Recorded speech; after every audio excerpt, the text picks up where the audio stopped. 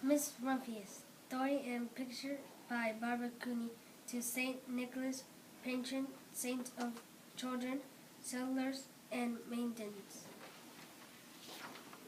The Lupin lady lives in a small house overlooking the sea. In between the rocks around her house grow blue and purple and rose-colored flowers.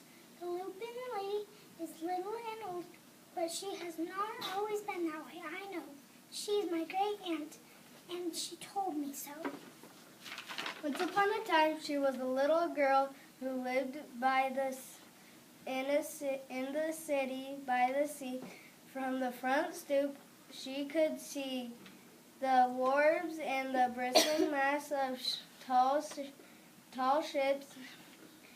Many years ago, her grandfather had come to America on a large sailing ship.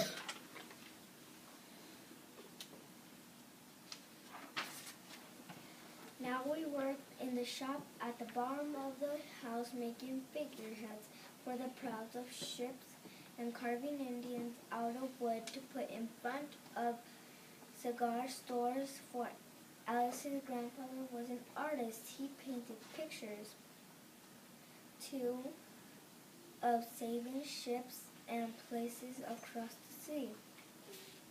When he was very busy, Alice helped him put in the skies.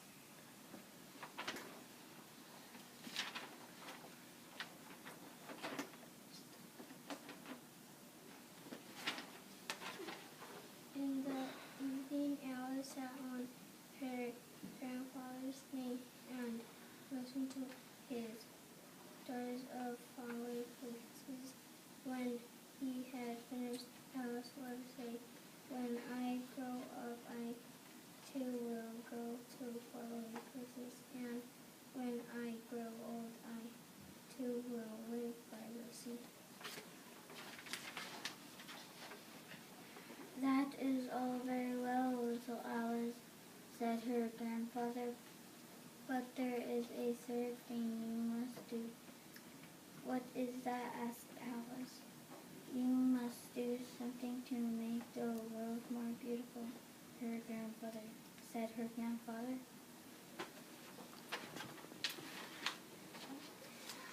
"All right," said Alice, but she did not know what that could be. In the meantime, Alice got up, washed her face, and ate porridge for breakfast. She went to school and came home and did her homework.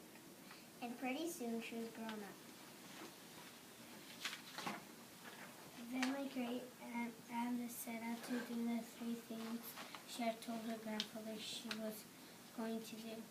She left home and went to live in another city far from the sea and the salt air. There she worked in a library, dusting books and keeping them from getting mixed up, and helping people find the ones they wanted. Some of the books told her about faraway places. People called her Miss Rumphius now. Sometimes she went to the conservatory in the middle of the park. When she stepped inside on a wintry day, the warm, moist air wrapped itself around her, and the sweet smell of jasmine filled her nose. "This is almost like a tropical owl," said Miss Rumphius, "but not quite."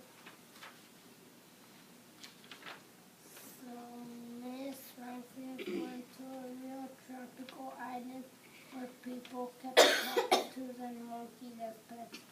She walked on long beaches picking up beautiful shells. One day she met the Raja, king of a fishing village. "You must be tired," she said. "Come into my house and rest."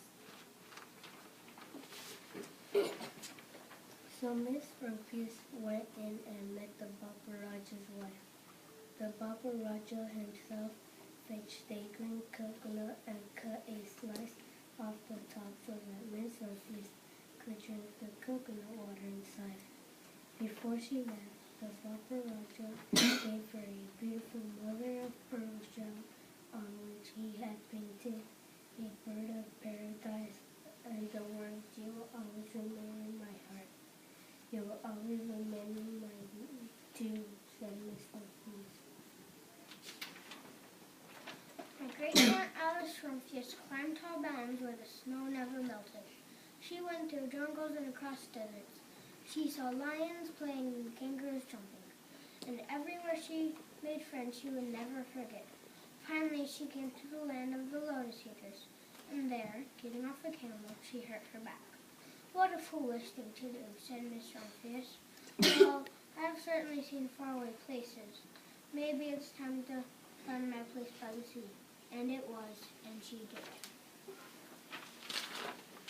From the porch of her new house, Miss Rumphius watched the sun come up. She watched it cross the heavens and sparkle on the water. And she saw it set in glory in the evening. She started a little garden among the rocks that surrounded her house, and she planted a few flower seeds in the stony ground. Miss Rumphius was almost perfectly happy. "But there is still one more thing I have to do," she said.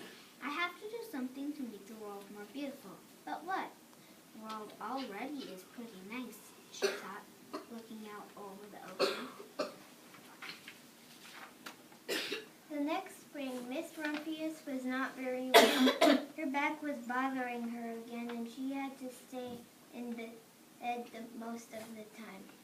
The flowers she had planted the summer before had come up and bloomed in spite of the stony ground. She could see them from her bedroom window, blue and purple and rose-colored. "Lupins," said Miss Rumphius with satisfaction. "I have always loved lupins the best. I wish I could plant more seeds this summer so that I could have still more flowers next year." But she was not able to.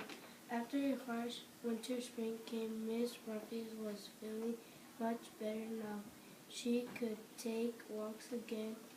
One afternoon she started to go up and over the hills where she has not been in a long time. "I don't believe my eyes," she cried when she got to the top. For there on the other side of the hill was a large patch of blue, purple, and rose-colored lupins. "It was the wind," she said as she knelt in delight.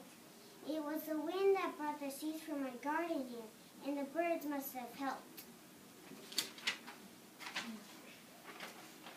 Then Miss Rumphius had a wonderful idea. She hurried home and got out her seed catalogs.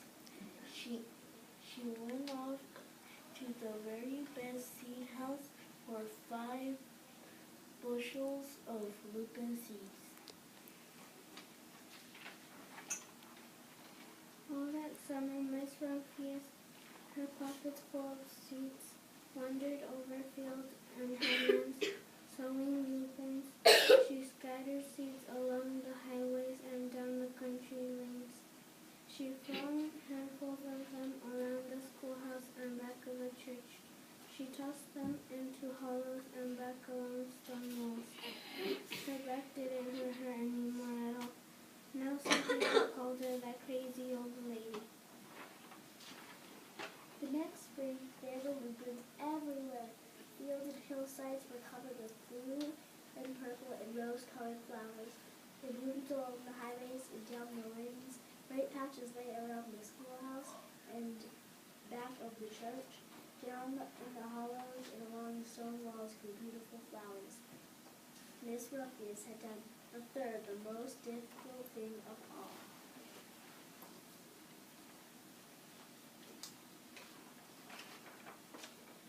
My great-aunt Alice, Miss Rumphius, is very old now. Her hair is very light. Every year there are more and more lupins. Now they call her the Lupin Lady. Sometimes my friends stand with me outside her gate, curious to see the old lady who planted the field of lupins.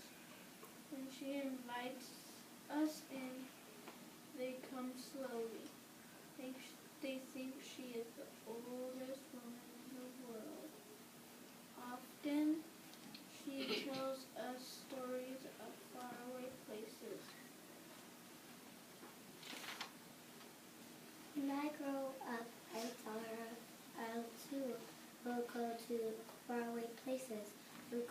home to live by the sea. That's very well, little Alice, says my aunt, but there's a third thing you must do. What is that? I asked. You must do something to make the world more beautiful. All right, I say.